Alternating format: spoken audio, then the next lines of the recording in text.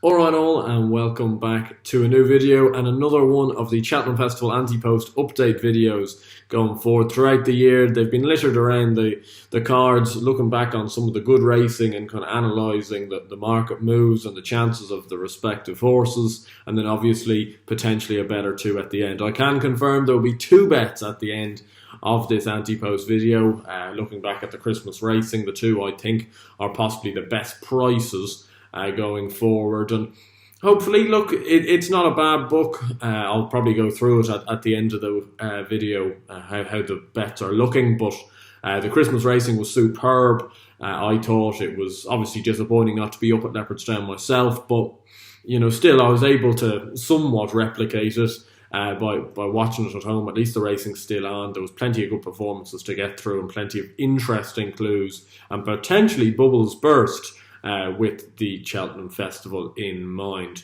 As always though, a little plug for Horse Racing Buddy wearing the new jacket, which is absolutely lovely. I think we've got 3 runners planned to run in January now: True Dreamer, Drummond Lad and Dudes Like This, all very close to getting another run under their belt. So that should be really interesting. If you want any sort of chat about potentially getting into ownership, you have a bit of money left over from Christmas, or you got a bit of money for Christmas, or whatever it may be, do get in touch with myself on Twitter or here, or get in touch with Kieran, who I'll leave in the description below, just in case you want to get involved. Moving on though to the Christmas racing, no better place to start than the bloodbath that was Stephen's Day. I'm not going to cover these races for too long because they weren't exactly pleasurable for me to watch. But Frodon won the King George, I think on the back and the benefit of a superb piece of race riding from Bryony Frost. Let's not beat around the bush. I thought she absolutely rode them to sleep on the front end. I think they were caught napping in behind. I thought Sam Tristan-Davies gave Candace Oboe an interesting ride. Don't know why he stayed behind, lost in translation, that was making niggly mistakes all the way.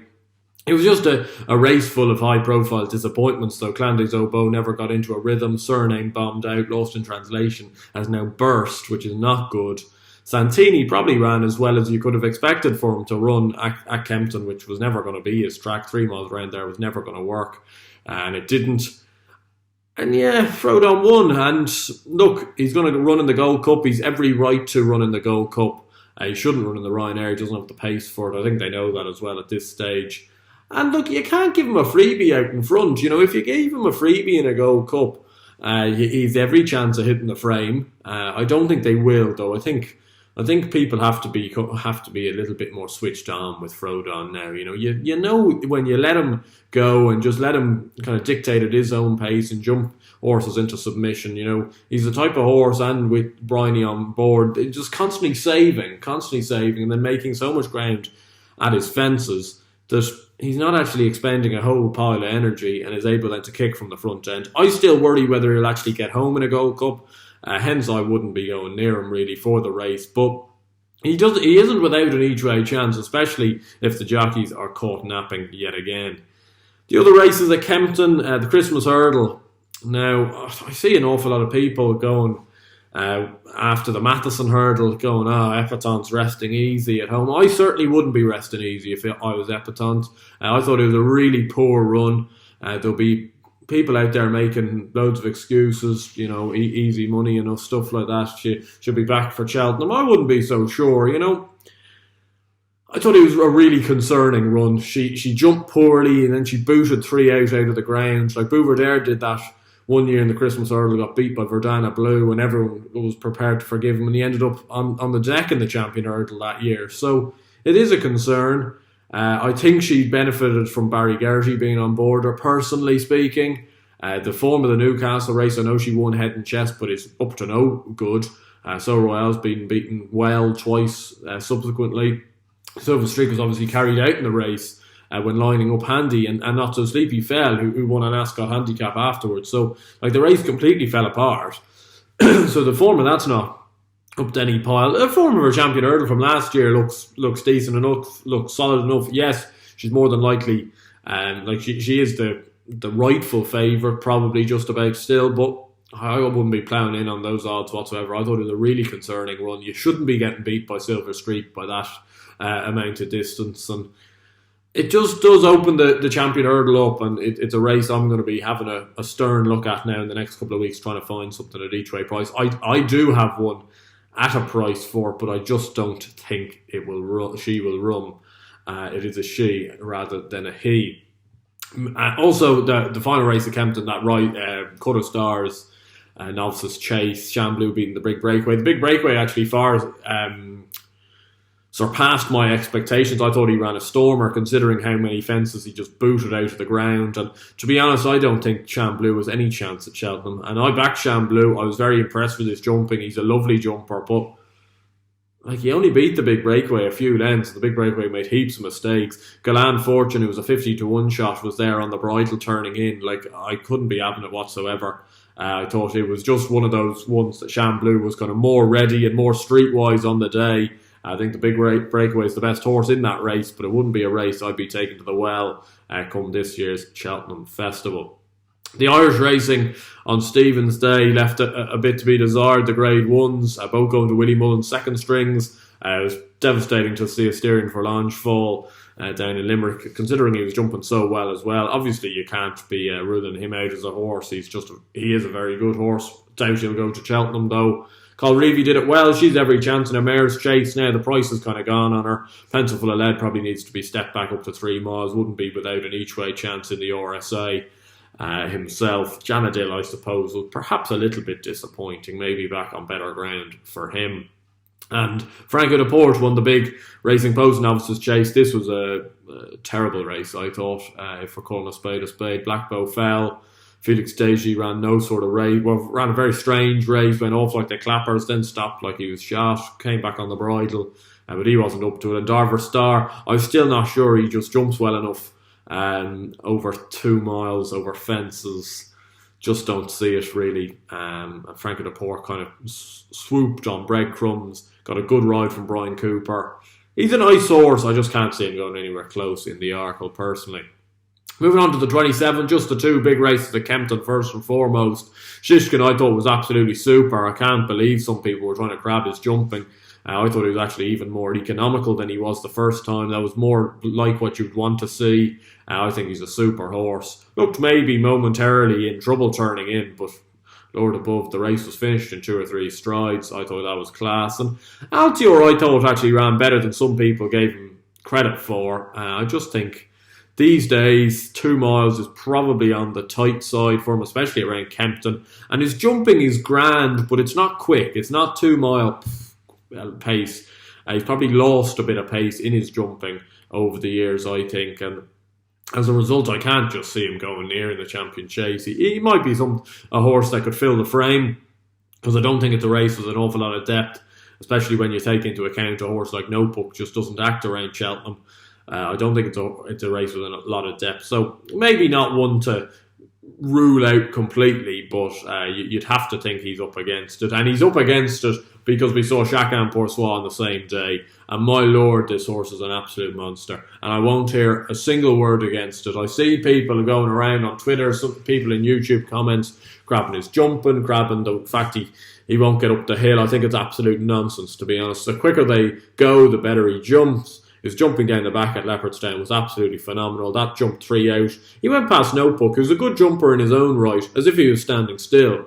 Put the race to bed there and then. I think this horse actually needs a lead for longer, ideally. I think he'll get that from Politolog in the champion chase. I think Politolog will give him the exact toe in he needs in the race.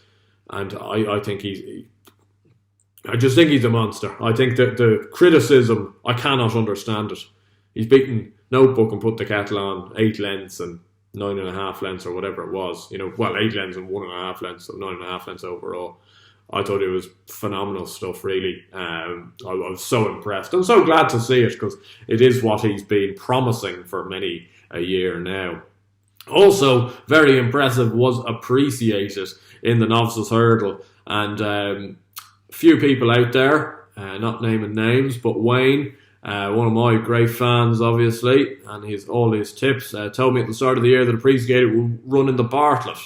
That's not going to happen at the moment. He's going to probably run in the Supreme, and I thought he was super. I thought on the face of things, that was an extremely strong race for a 2 mile Grade 1 novice at that time of the year, and he blew them away. Like, he jumps well, he just travels in behind the pace. I looked back at the champion bumper a few times in the last few days, and I just think he travelled the best in the race and just got his pocket picked late doors, and that can happen sometimes in those races. He was up, like, of all the horses that were in the top 5, he was the only one that was ridden handy. The rest came from behind, so they obviously went a decent clip with Israel Champ in front, and an awful lot of the closers got involved, and he was the only one that stayed there from the ones that were prominent. I thought it was a super performance. He's been flawless so far over hurdles, and I think the only way is up for this Appreciated. It is a mix and match between the Supreme and the Ballymore. At the moment, I think he could win either, but I would be putting him in the Supreme personally myself and just letting him bowl along near enough the front, and hopefully kind of regain compensation for getting his pocket picked last year in the bumper. Moving on to the 28th, the two big races came with the two big outsiders. Well, not big outsiders, but each way chances. Winning, Flooring Porter won the 3 mile race. Real shame to see Ronald Pump be a non-runner in that race. Stone bruise on the day. You'd have never known what he'd have done. But this Flooring Porter was very impressive. Give credit where credit's due. And he has a chance in the Stairs hurdle. He's impressed and improved the back end at 50, 60 pounds since last year. Got beaten off a mark 105 in a handicap hurdle last year.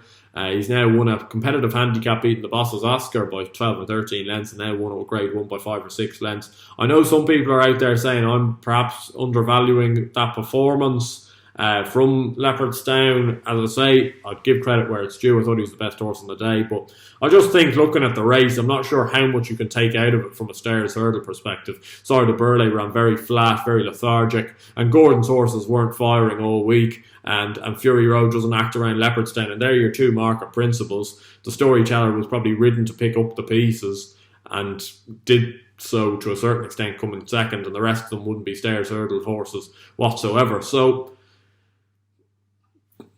I wouldn't have him for the Stairs personally. I'd say it's between Paisley Park and Thyme Hill at this stage. I thought they were two very smart horses, and the form of their two runs looks more solid than the Irish staying hurdle horses. If I was to maybe give a chance to one in Ireland, like, I obviously do like Ronald Pump, but I want to probably see it before putting them up, and I just think maybe Fury Road's better than that performance. I've never taken the Sire de Burley personally, so he wouldn't be my type of idea, the Stairs hurdle winner, but Fury Road may improve, and he might go close. If you're liking Thyme Hill as much as I am, you probably have to give Fury Road an each way chance. Flooring Porter has a chance, well entitled to go and run in the race, but 12 to 1. I actually think, I see some people thinking he's still big at 12s. I think he's skimpy at 12s. I'd prefer to be seeing 16s, 18s about on him. The Lexus, or the Savills Chase as it's now called, won by A Plus Tard. Again, another race that slightly fell apart in my eyes. Manella Indo fell. Last thing I thought Manella Indo was going to do was fall.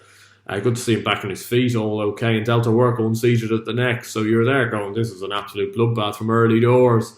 Mellon ran a stormer. I think Mellon could run a stormer in the Ryanair. Wouldn't have him for the Gold Cup personally. Kenboy ran a stormer. Not got a chance at Cheltenham, I don't think. Doesn't jump well enough. But should be kept. David Mullins should just be kept on him, because he obviously gets a tune out from that nobody else seems to be able to get. Well, Ruby managed to get it, but David Mullins is the only jockey still around that seems to be able to get this tune out of him. And A Plus Tard mugged them both on the run-in, and did it really well, actually. I was quite surprised by A Plus Tard. I would have had him down as having massive stamina doubts. I'm not sure whether you'd go Gold Cup or Ryanair with him. I'd probably, if I was the owners, I'd probably favour the Gold Cup. You might as well throw your hat in the ring. I thought he was outpaced in the Ryanair last year and looked a bit one-paced, if anything, behind Min. And there's speedy enough types that will run in the Ryanair that potentially might get him under pressure, fair way out, like they did last year. I think his jumping needs a bit of, not improving, but he's just a bit of a careful jumper, and therefore I feel a step up in trip like the 3 miles kind of is able just to, it doesn't expose that slightly slow jumping as much as it does down in trip. So I'd go with the Gold Cup with him. Would I back him for a Gold Cup? Probably not. But again, a bit like Frodon, a bit like Flooring Porter, not without an each-way chance. And, you know, I can see the angle behind it. He's won the Savills Chase. He certainly deserves to run in the race. He deserves to be the 12-1 price he is now. And he wouldn't be a horse that's ever really appealed to me, but I thought he was very impressive in the Savills. Moving on to the final day, the 29th, I thought the race of the meeting was Monkfish and Latest Exhibition. I got some buzz watching Brian Cooper roust Latest Exhibition up on the outside. That was much more like it. Going into the race, if you'd offered me that, getting beaten, 2.5 lengths to Monkfish, making him pull out all the stops as well, I'd have bitten your hand off. He's slightly, not shocking me, but he seems to be liking a bit of better ground, Latest Exhibition, which wasn't what I thought at the start of the year. I thought he'd be more of a soft ground horse, but he seems to like a little bit of better ground now. I thought he was a smashing run from him. I think this Monkfish is an absolute monster. I needed to see it, to be fair. I was a little bit dubious. I thought everyone was maybe jumping a bit to conclusions after his Beginner's Chase win, considering the form of that is open to interpretation. But no, he looked a fair tool now, beating Latest Exhibition. They were miles clear third, which was Conflated, who's not a bad horse in his own right. I think they're two absolute beasts. And if I'm being honest, I know it's very hard to call these things, it's very hard to call winners, 2-3 months out from the Cheltenham Festival, but I'd be very, very shocked if they weren't certainly both in the 3 of the RSA, let alone the 1-2. I think they're potentially well above the rest. They certainly look above the 3 mile novice chasers in England, and they've beaten the best in Ireland there by 50-56 lengths. So 2 very promising horses, 2 very good Grade 1 horses going forward, and fingers crossed all stays well with them. As I've backed Latest Exhibition for the RSA, I was absolutely ecstatic with that run. I don't know what you guys thought, but I thought it was a brilliant run from both. This Monkfish is a serious horse, and running like that against Monkfish would indicate Latest Exhibition is a serious horse, so I'm hoping that is the case. The Matheson Hurdle, a little bit Frodon, like Sharjah winning. I'm glad I put Sharjah up. It was just in my gut that something like that might happen, and Sharjah would mug them all, and I'm glad I just put him up and didn't do what I've done in previous years, where just back, a slightly shorter price horse and see Sharjah mug them all. Saint Wa, I thought was very disappointing. Didn't look like there was much excuses this time around.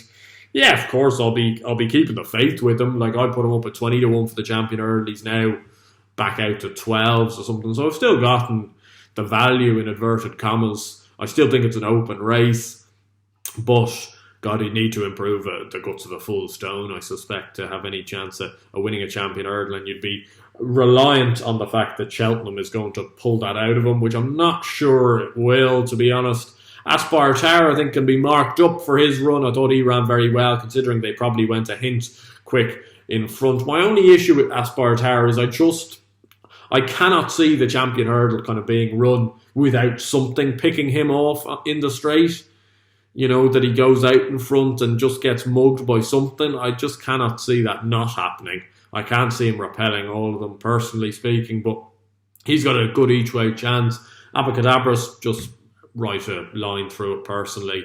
Gordon's horses didn't really fire all week, and I think you can just forgive and forget that, really. And I think the Irish Champion Hurdle, where I assume a fair few of these horses will run again, will probably be the last chance saloon for some of them, the Abacadabrases and Sam Was of the world, to perhaps restore their credentials going into Cheltenham. But hopefully they may be able to do so. Sharjah was very impressive.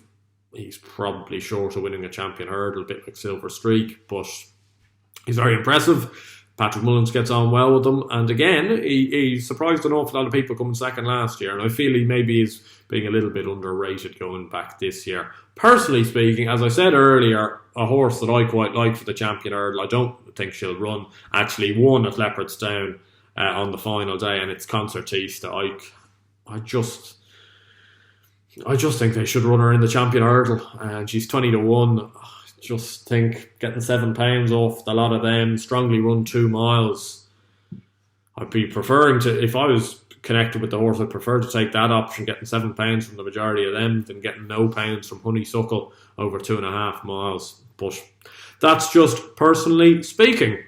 Moving on to the Ante-Post bets for this video, and quickly running through, I've put up 7 bets so far, and I've had a few people on to me kind of asking me about kind of whether there's point systems in place, and just a rule of thumb for my Ante-Post bets, which I have done now for the last year or two. If they're above 10 to 1, it's a 0.5 point each way bet, and if they're less than 10 to 1, it's just a 1 point win bet, and there's kind of no real, unless advised otherwise. So you get to the Cheltenham Festival preview videos that I'll do come February time or something like that, and I may put up a horse 8 to 1 each way, but I will stress that it is each way in those cases. Otherwise, for these videos, a long way out, 10 to 1 or above, 0.5 each way. And I'm hand on heart, I won't be spoofing anybody.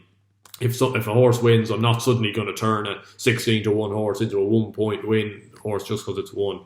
That's just not the style I do, because I had Min last year at 12 to 1, Samcro 16 to 1. They were about 0.5 each way, and they were put like that in the spreadsheet. The bets so far look okay. There's a few really nice ones in there. There's a few probably up against it. Looking at the ones we started with, Sam Watt 20 to 1. He's now 12 to 1. Bubble slightly burst, as I said. Still maybe has an each way chance per potentially. Latest exhibition at 16 to 1. He's been a bit yo-yo, went into 10 to 1 after his beginners, back out to 16 to 1 after getting beaten in the Florida Pearl, and now back into 10 to 1. I think he's got Monkfish very much to beat.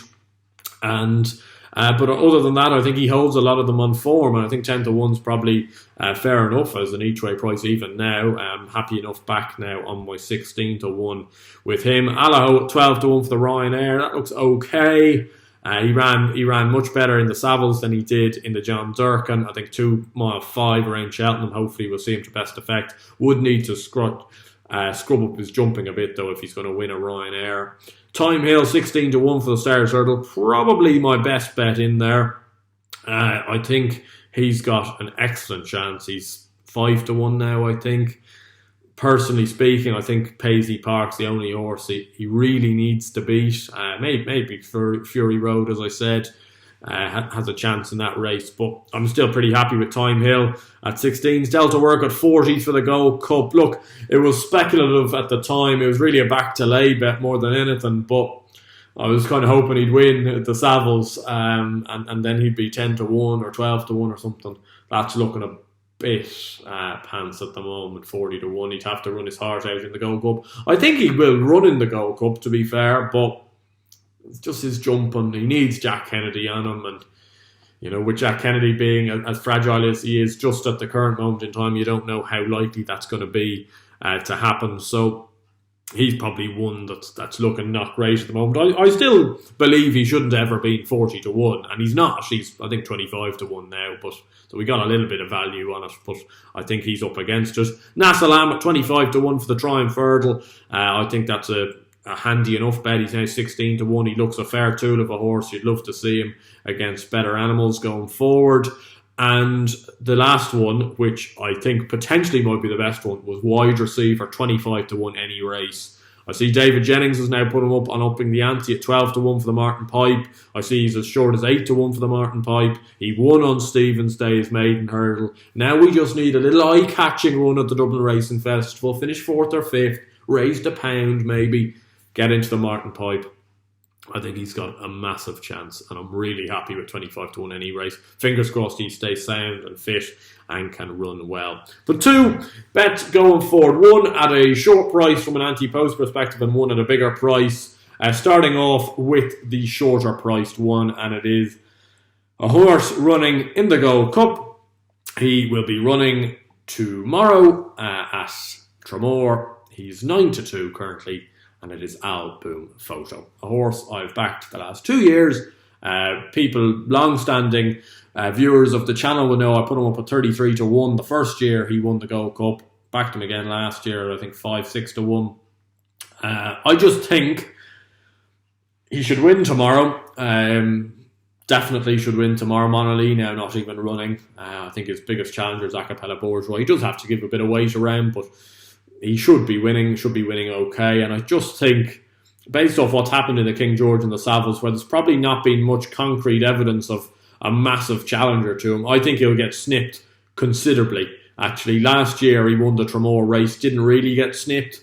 He went from, I think, like 11 to 2 into 9 to 2. I think this year he could go from 9 to 2 into 5 to 2 if he wins, because people are just struggling for alternatives at this stage.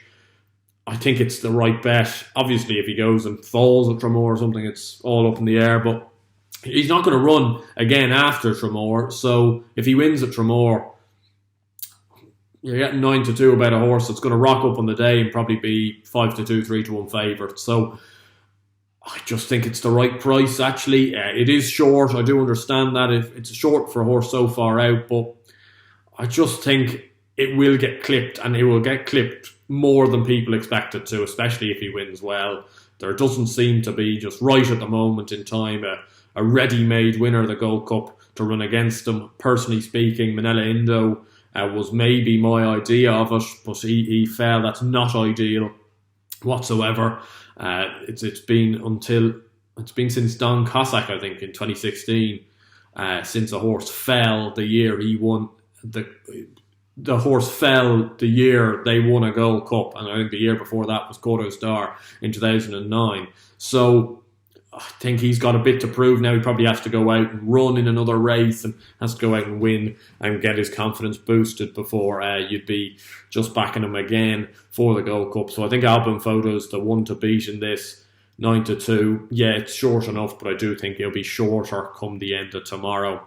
And the other one is in the Albert Bartlett, a race you probably should be avoiding. I just look at the Albert Bartlett betting, and there's an awful lot of horses. I remember saying it in one of the Ante-Post updates an episode or two ago, saying there's an awful lot of horses at the top of the betting in this race that are just not going to run. You know, Brave Man's Game's up there, Appreciated's up there, and these sort of horses aren't going to run. Ashdale Bob's there. I think he still has a bit to find, even though he was very impressive at Navan. Holy Macapony's probably a good horse, but he bombed at Navan last time. He was the favourite last time I was looking at the Bartlett. Now he's drifted out, and you'd have to be probably braver than myself to go and back him for the Bartlett after what he did last time.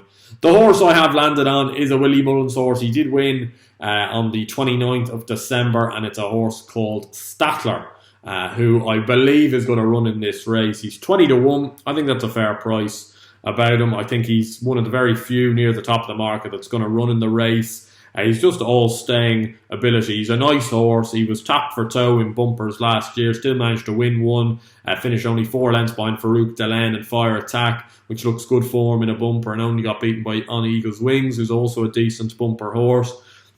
Then this year came third in a maiden hurdle at Naas over 2-3 on slightly better ground to Vanillier, who again came second in a Grade 2 down in Limerick over Christmas. And then he won there on the 29th, his maiden hurdle, very impressively beating a horse of Willie Mullins, whose name is Glens of Antrim, the McManus mare, who didn't jump particularly well, but was strong at the line. I think going up to 3 miles will suit this horse. Don't think he'll run in the Ballymore. I think he's got a very good chance. And if you know he's going to run in the race, I suspect he's probably going to go back and run in the Nathaniel Lacey 2 mile 6 race at the Dublin Racing Festival. That'll probably tell us more. But if he goes and wins that or goes very close in that, he suddenly becomes probably a 5 to 1 favourite for the race, let alone 20 to 1. So 20 to 1 Statler and 9 to 2 Album Photo, my 2 Ante-Post picks, looking over the Christmas racing. You might let me know what you think of those picks, and do you have any further selections for Cheltenham after the Christmas racing? Put them in the comments down below. I know this has been a longer enough video. I don't know whether you enjoyed the longer videos or not. Please let me know if you do or not, because I'll make them longer if you want them. I'll make them shorter if you want them. But I hope you did enjoy it. If you did, please do give it a like and subscribe to the channel down below if you are new around here. It's great to see new faces. We had another 100 or 200 subscribers join over Christmas, so hope you're enjoying the new content. And hopefully we can go and back a few winners at Cheltenham going forward. Don't know when the next video will be. Probably looking forward at the Welsh National and the Lord of the Nace race next weekend.